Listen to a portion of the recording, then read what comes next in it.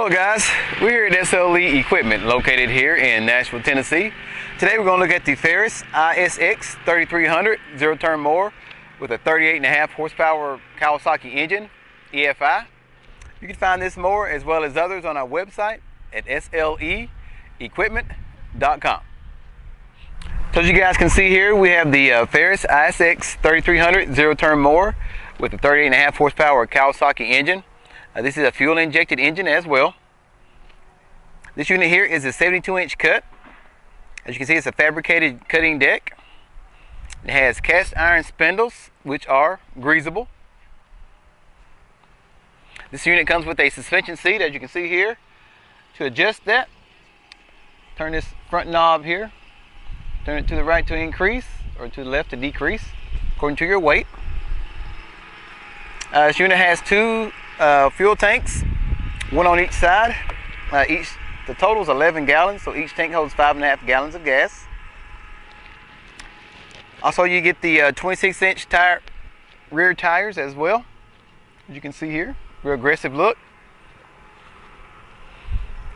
And again, I said this was a 28.5 horsepower Kawasaki engine. It's the FX1000V. Again, this is a fuel injected unit. Also, to toggle between the gas tanks, you have this lever here that you can switch on which tank you want the gas to pull from. The battery for this unit is located underneath the seat as well. Again, this unit has the ROP system, as you can see here. That's the rollover protective system. Okay, on the right hand side, the control panel, you have your PTO switch, which engages and disengages the blades.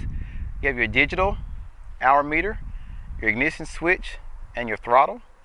To increase, you press up, and to decrease, press down.